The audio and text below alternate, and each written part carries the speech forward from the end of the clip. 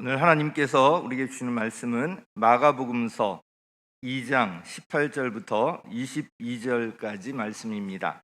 마가복음서 2장 18절부터 22절까지 우리 한 절씩 교독하도록 하겠습니다. 요한의 제자들과 바리새파 사람들은 금식하고 있었다. 사람들이 예수께 와서 물었다. 요한의 제자들과 바리새파 사람의 제자들은 금식하는데 왜 선생님의 제자들은 금식하지 않습니까?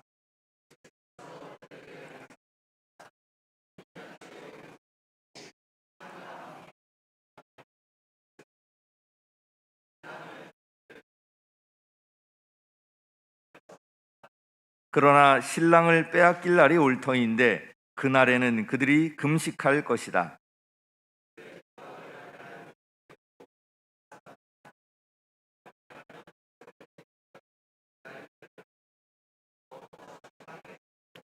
함께 읽겠습니다. 또 새 포도주를 낡은 가죽 부대에 담는 사람은 없다. 그렇게 하면 포도주가 가죽 부대를 터뜨려서 포도주도 가죽 부대도 다 버리게 된다. 새 포도주는 새 가죽 부대에 담아야 한다. 아멘. 오늘 설교 제목은 고민을 많이 하다가 새 부대가 되라 이렇게 정했습니다. 새 포도주는 새 부대 이렇게 하려고 하다가 좀 더 강하게 새 부대가 되라. 우리 같이 한번 읽어보죠. 시작. 새 부대가 되라.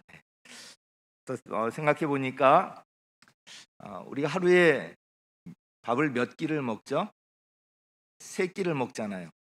그래서 삼시세끼 늘 이제 지금까지 먹어왔는데 제가 지금 두 끼를 먹고 있거든요.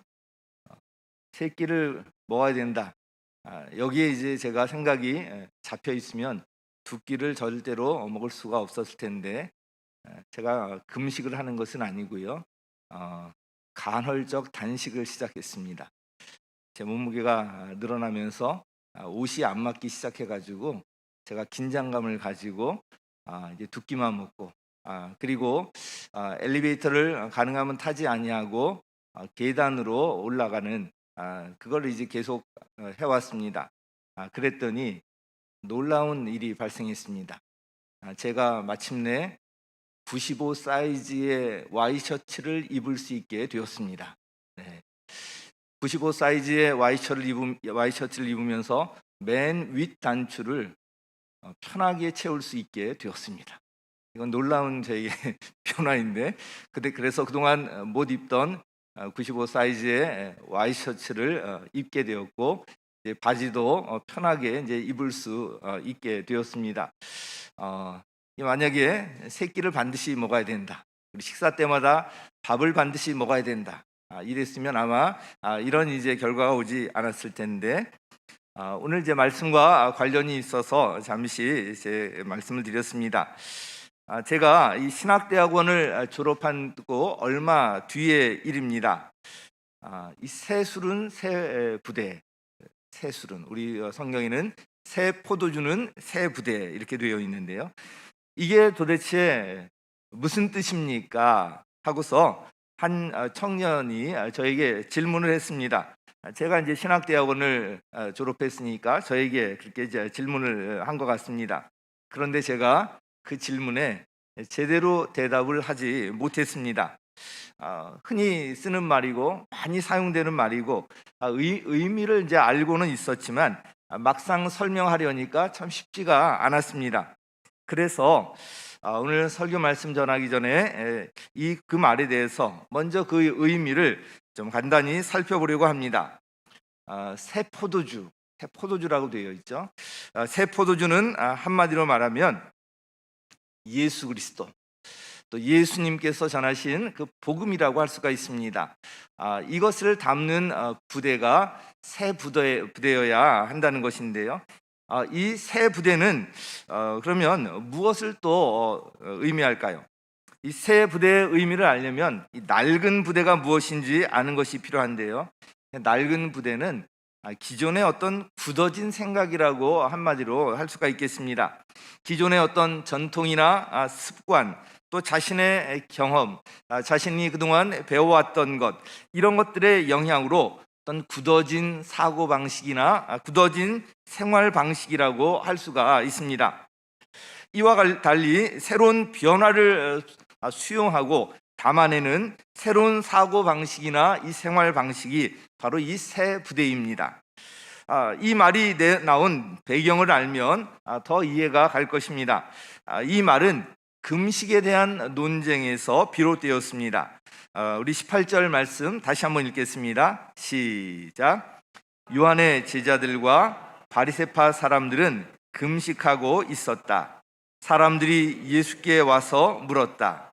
요한의 제자들과 바리새파 사람의 제자들은 금식하는데 왜 선생님의 제자들은 금식하지 않습니까?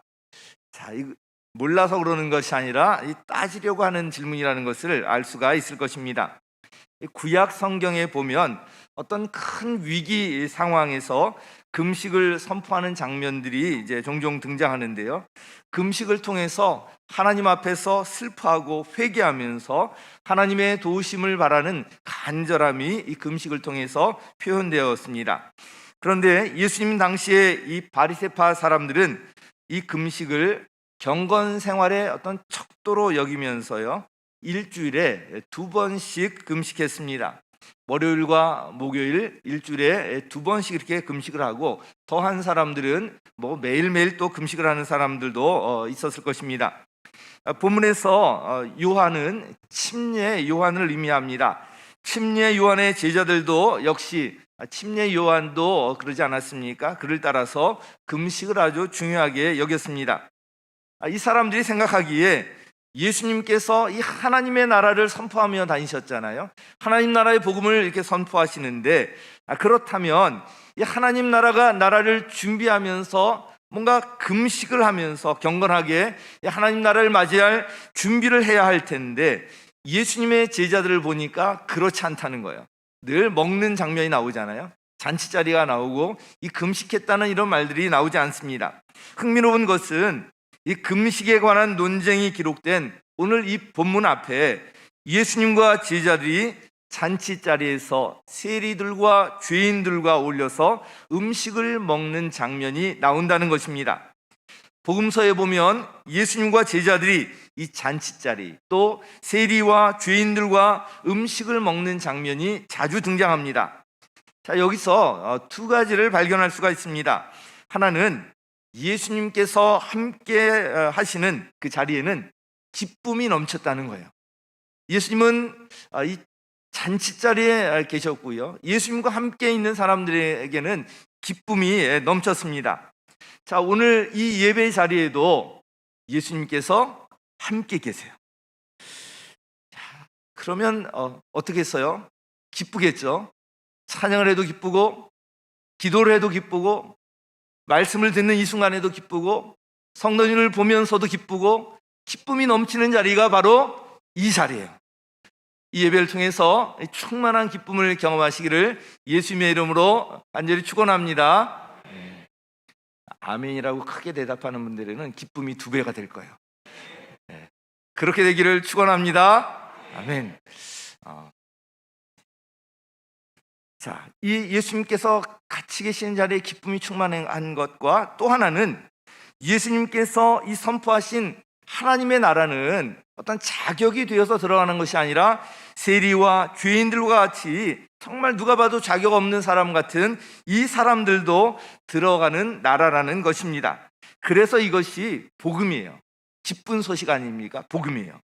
왜 예수님의 제자들은 금식하지 않느냐라는 이 사람들의 질문에 대해서 예수님께서 답변하셨는데요, 그 예수님의 답변에서도 이것을 알 수가 있습니다.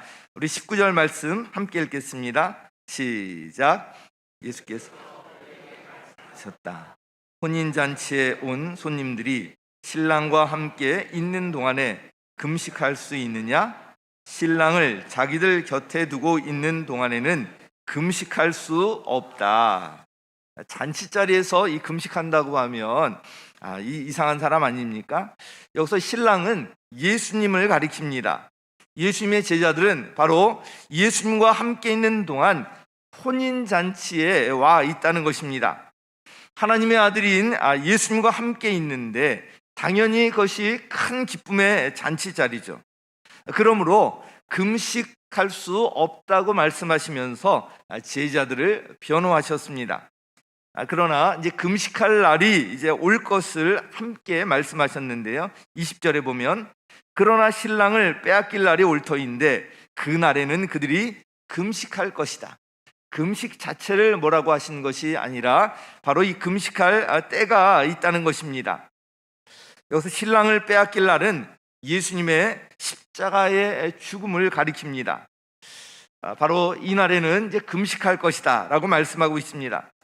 이와 관련해서 예수님께서는 두 가지 비유를 들어서 설명을 이어가고 계십니다. 21절 말씀 함께 읽겠습니다. 시작. 생배 조각을 낡은 옷에 대고 깁는 사람은 없다. 그렇게 하면 새로 된 조각이 낡은 데를 당겨서 더욱더 심하게 찢어진다. 이 생배 조각은 아직 물에 닿지 않은, 빨지 않은 이런 것입니다. 그래서 물에 한번 생배 조각이 닿게 되면 줄어들거든요. 줄어들어서 이 낡은 그런 옷감과 같이 깊게 되면, 그래서 이제 땀에 젖거나 빨게 되면 이것이 수축이 일어나서 낡은 그 옷감까지 다 이렇게 찢어지게 만든다는 이야기입니다. 요즘은 보면 옷을 일부러 찢고 다니잖아요. 그래서 옛날 같으면 왜 저렇게 뭐 좀 새로 사서 입을 그런 이제 형편이 안 되는가, 왜 저렇게 입고 다니는가, 이제 그렇게 생각할 수 있는데 요즘은 일부러 찢고 다니고요. 일부러 이렇게 찢어진 그 옷이 굉장히 또 비싸게 팔립니다. 참 이해할 수 없는 그런 시대가 이제 도래했는데, 저는 아직까지 찢어진 옷을 입어보지 못했습니다. 잘 못 입겠더라고요. 예. 이 생배 조각이 낡은 옷감 조각에 같이 깊게 되면 바로 낡은 옷도 찢어지게 만든다는 거예요. 이와 이제 마찬가지 그 비유를 든 것이 22절 말씀인데 함께 읽겠습니다. 시작. 또 새 포도주를 낡은 가죽 부대에 담는 사람은 없다. 그렇게 하면 포도주가 가죽 부대를 터뜨려서 포도주도 가죽 부대도 다 버리게 된다. 새 포도주는 새 가죽 부대에 담아야 한다. 자, 이것도 마찬가지 말씀인데요. 새 포도주는 발효되기 전에 이제 포도주이기 때문에 가죽 부대에 넣으면 발효하면서 팽창이 일어나게 됩니다. 당시 물이나 포도주를 담는 용기로 어떤 양이나 염소 가죽으로 만든 이 가죽 부대를 사용했는데요. 이미 이제 늘어난 이 낡은 가죽 부대에 새 포도주를 넣었다가는 발효하면서 팽창해서 이 가죽 부대가 터져버리게 되고요, 다 버리게 된다는 것입니다. 그러므로 새 포도주는 새 가죽 부대에 담아야 하는 것입니다. 새 포도주는 바로 예수 그리스도, 바로 예수님의 복음이라고 말씀을 드렸는데요. 이 바로 예수 그리스도, 예수님의 이 복음은 생명입니다. 이 생명을 담으려면 낡은 가죽 부대로는 안 된다는 것입니다. 새 부대여야 한다는 거예요. 자, 그러면 예수님의 이 복음을 담는 새 부대가 되기 위해서 우리가 어떻게 해야 할까요? 오늘 설교의 이 초점은 여기에 있습니다. 이와 관련해서 주의할 것 세 가지를 먼저 말씀을 드리는데요. 우리가 확신의 삶에서 공부하는 것, 네 가지 권위의 원천에 대해서 나오는데 그 중에서 세 가지 먼저 언급하면서 그것은 최종적인 권위의 원천이 아니다라는 것을 이야기하는데 그 세 가지 말씀드리고요. 붙들어야 할 것 역시 세 가지로 말씀드리도록 그렇게 하겠습니다. 새 부대가 되는 길에서 주의해야 할 것 먼저 세 가지를 말씀드리도록 하겠습니다. 우리가 새 부대로 빚어질 때 주의해야 할 것 세 가지, 바로 첫 번째 전통입니다. 같이 해볼까요? 시작. 전통. 자, 18절 말씀을 보면 요한의 제자들과 바리새파 사람들은 금식하고 있었다. 사람들이 예수께 와서 물었다. 요한의 제자들과 바리새파 사람의 제자들은 금식하는데 왜 선생님의 제자들은 금식하지 않습니까? 자, 요한의 제자들과 바리새파 사람들은 금식하고 있다고 이야기하고 있습니다. 이 바리새파 사람들이 예수님과 논쟁을 벌이는 장면을 보면 그들은 대개 보면 그들의 어떤 종교적 의식과 전통을 근거로 들고 있습니다. 물론 우리 이어받아야 할 소중한 그런 전통들이 있지만 전통을 고집하면서 전통이기 때문에 무조건 따라야 한다는 것, 이것은 잘못된 생각입니다. 바리새파 사람들이 일주일에 2번씩 했던 금식 역시 성경에 있는 것이 아니었고요, 그들이 경건 생활의 전통으로 행해왔던 것입니다. 마태복음서 15장에 보면 예수님의 제자들이 빵을 먹을 때 손을 씻지 않는다고 하면서 왜 이런 장로들의 전통을 따르지 아니하고 어기냐고 이 바리새파 사람들이 예수님에게 따져 묻는 장면이 나옵니다. 여기에 대해서 예수님께서는 하나님의 말씀보다 전통을 앞세우는 그들의 잘못을 지적해 주십니다. 마태복음 15장 5절과 6절 말씀 함께 읽겠습니다. 시작.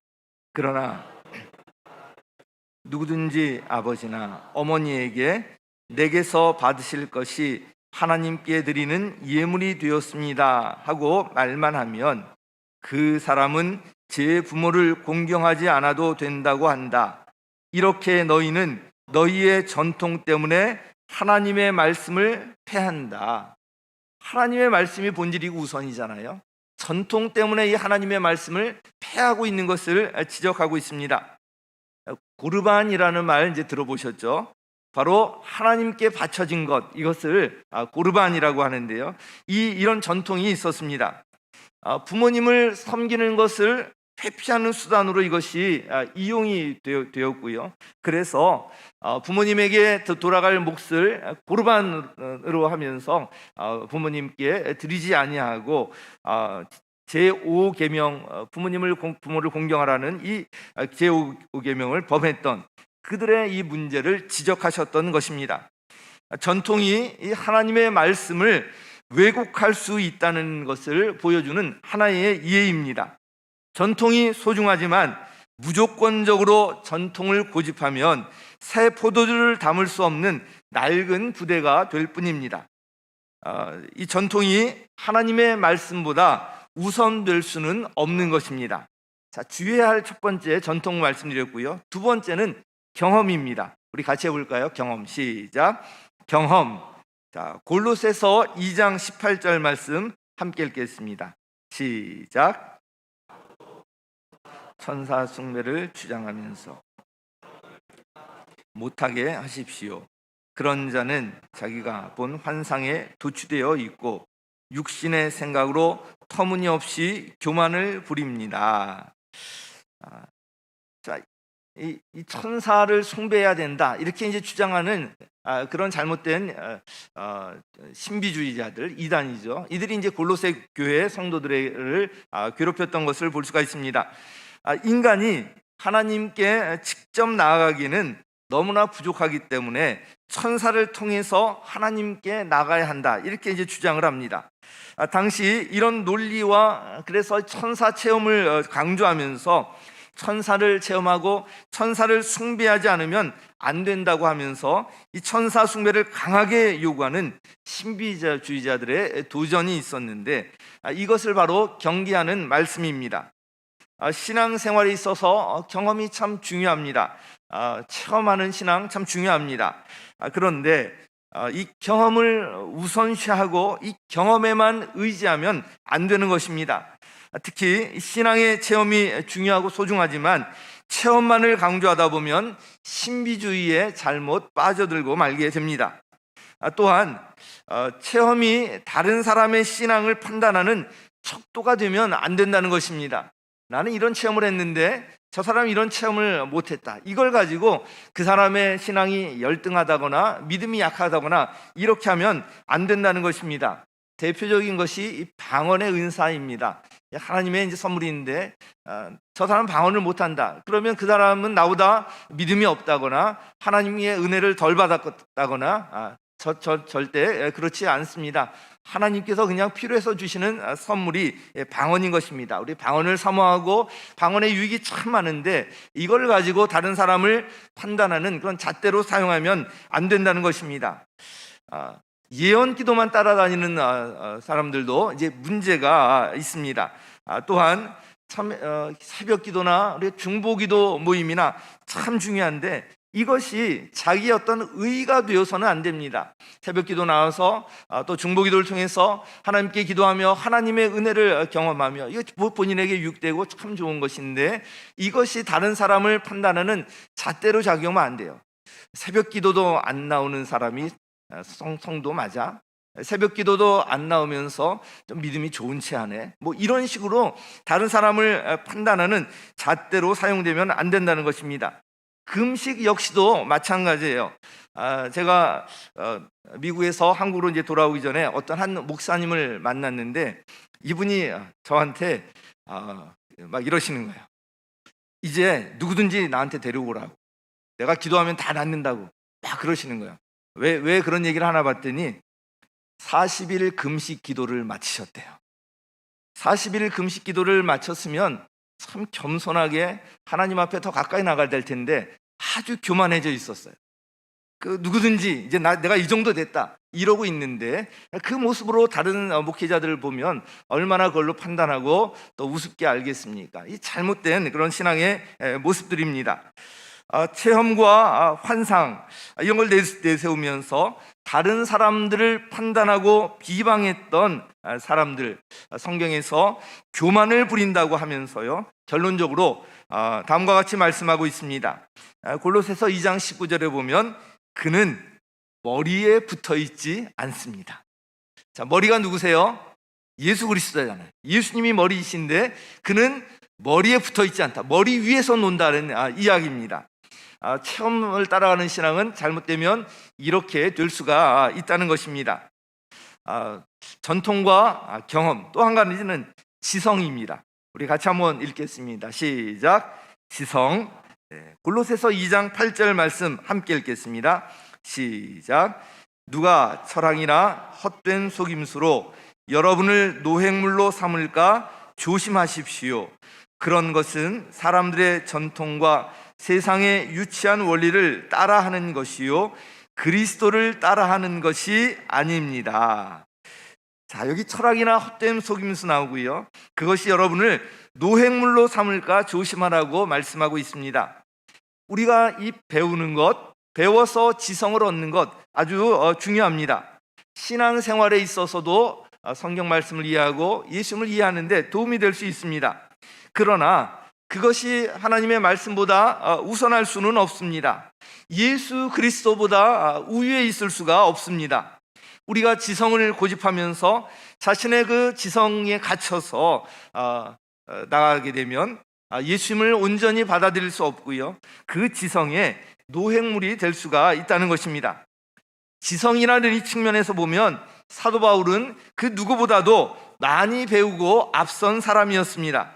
그러나 예수님을 만나고 예수님을 아는 지식이 가장 귀하다는 것을 고백하면서 다른 모든 것들을 해로 여긴다고까지 고백하고 있습니다. 빌립보서 3장 8절 우리 상반절 말씀 같이 한번 읽겠습니다. 시작. 아니라 내 주 예수 그리스도를 아는 지식이 가장 고귀함으로 나는 그 밖에 모든 것을 해로 여깁니다. 그 많은 것을 알고 갖고 있지만 예수 그리스도를 아는 지식이 너무나도 고귀하기 때문에 다른 모든 것을 해로 여긴다고까지 할 정도로, 여기에 방해되는 것들을 그렇게 여긴다고 할 정도로 이렇게 고백하고 있습니다. 자, 이상에서 언급한 전통이나 경험이나 이성은 아주 소중하고요, 또한 성경을 이해하고 신앙생활을 하는 데 있어서도 도움이 됩니다. 그러나 그것이 성경 말씀보다 우선되어서는 안 됩니다. 예수님의 머리 위에 있으면 안 됩니다. 그것을 기초로 우리의 사고방식이나 생활방식이 굳어지면은 안 되는 것입니다. 그것이 늘 성경의 기초 위에 있어야 하고요. 우리를 예수님께 더 깊이 뿌리 내리도록 할 때 그것이 의미가 있는 것입니다. 자, 그러면 우리가 주의해야 할 것 세 가지를 말씀을 드렸는데, 새 부대가 되기 위해서, 새 부대가 되는 길에서 붙들어야 할 것 세 가지는 무엇인가? 그 첫 번째는요, 예수 그리스도입니다. 우리 같이 읽죠. 시작. 아무리 강조해도 지나치지 않은 것이 예수 그리스도입니다. 우리의 믿음의 대상 예수님이고요, 모든 구속의 그 중심에 예수님이 있고요, 신구약 성경의 중심에 예수님이 있어요. 이걸 놓치면은 신앙생활 제대로 할 수가 없습니다. 자, 골로새서 2장 3절 말씀 함께 읽겠습니다. 시작. 그리스도 안에는 모든 지혜와 지식의 보화가 감추어져 있습니다. 모든 지혜와 지식의 보화가 어디에 있다고요? 그리스도 안에. 그리스도 안에. 그래서 우리가 무엇보다도 붙들어야 할 분은 바로 예수 그리스도입니다. 그 안에 모든 지혜와 지식의 보화가 있습니다. 예수님은 새 포도주 그 자체이시기도 합니다. 사순절 기간 동안에 예수님의 십자가 앞으로 더 가까이 나가시기 바랍니다. 예수님을 더 가까이 알아가시기 바랍니다. 십자가를 묵상하면 묵상할수록 그 안에 담긴 하나님의 놀라운 사랑을 우리가 알게 됩니다. 그 안에 있는 하나님의 놀라운 은혜를 발견하게 되는 것입니다. 그 안에 있는 하나님의 능력을 알게 되고요, 그 안에 있는 하나님의 지혜를 알게 되고요, 그 안에 있는 하나님의 자비와 긍휼을 알게 되고요, 그 안에 있는 하나님의 치유를 발견하게 됩니다. 바로 그 안에 하나님의 승리가 있습니다. 어디에요? 바로 십자가 안에. 십자가는 깊이 묵상하면 묵상할수록 그 은혜는 말로 표현할 수가 없습니다. 인생 모든 문제의 해답이 바로 예수님에게 있습니다. 할렐루야. 자, 그러면 우리가 어떻게 해야 하겠습니까? 우리 골로새서 2장 7절 말씀 함께 읽겠습니다. 시작.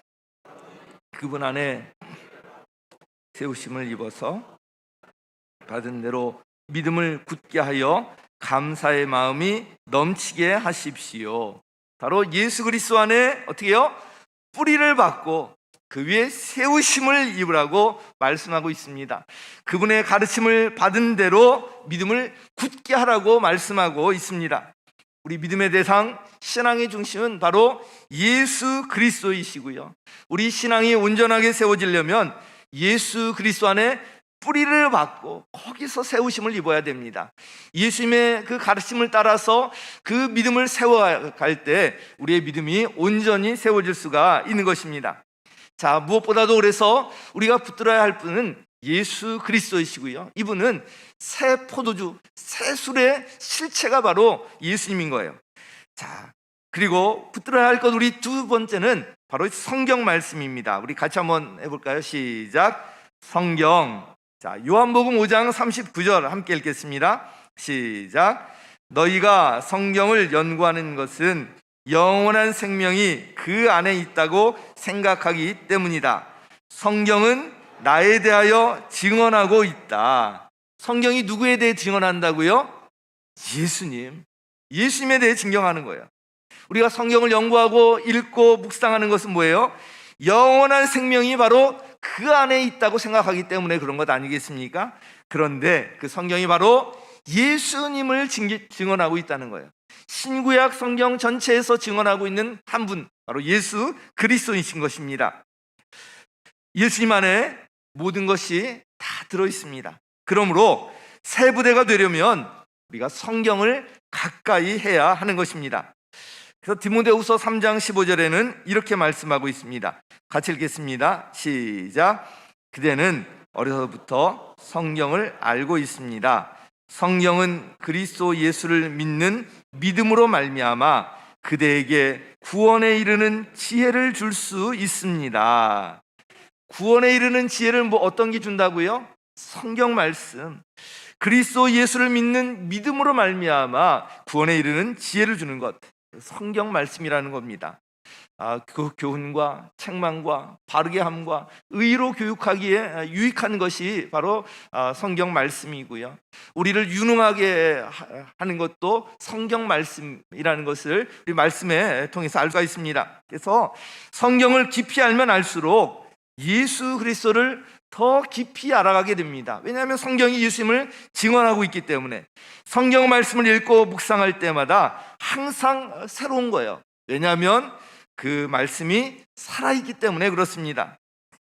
저도 설교를 준비하고 말씀을 읽을 때마다 늘 새로움이 느껴지는 거예요. 보이지 않았던 것이 다시 보이기도 하고요. 새로운 각도에서 말씀이 보이기도 하고요. 늘 그런 것을 느낍니다. 우리 교회가 가정교회를 통한 이 신약교회 회복을 추구하고 있는데 그 핵심 가치를 바로 알아야 합니다. 우리 교회가 추구하는 핵심 가치는 뭐냐면 네 글자, 뭐죠? 성경대로예요. 성경대로 한번 해보자는 거예요. 성경에 나오는, 신약 성경에 나오는 그 교회의 모습대로 한번 해보자. 이것이 우리 교회가 추구하는 핵심 가치인 것입니다. 제가 가정교회를 접하고 관심을 가진 지 올해가 18년째인데요. 제가 가정교회 세미나나 컨퍼런스에 참석할 때마다 계속 발전하고 새로워지고 있다는 느낌이 듭니다. 그것은 바로 가정교회가 성경대로라는 이 정신을 붙들고 있기 때문에 그렇습니다. 말씀 속에서 늘 새로움이 있기 때문에 경직되지 않고요, 어떤 고착되지 않는 것입니다. 새 포도주를 담는 새 부대가 되려면 바로 이 성경대로의 정신을 붙들고 성경 말씀을 가까이 해야 합니다. 동의하시면 아멘 하시기 바랍니다. 아멘 하셨으니까 책임을 지시는 거예요. 삶 공부 오늘까지 등록하는 거예요. 많은 분들이 좀 등록하셨으면 좋겠습니다. 우리가 붙들어야 할 것, 예수 그리스도, 성경, 그리고 세 번째로 성령입니다. 우리 같이 한번 읽겠습니다. 시작. 성령.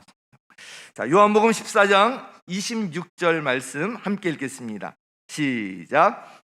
그러나 보혜사 곧 아버지께서 내 이름으로 보내실 성령께서 너희에게 모든 것을 가르쳐 주실 것이며 또 내가 너희에게 말한 모든 것을 생각나게 하실 것이다.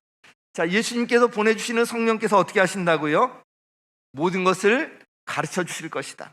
또 예수님께서 가르쳐 주신 모든 것을 생각나게 하실 것이다.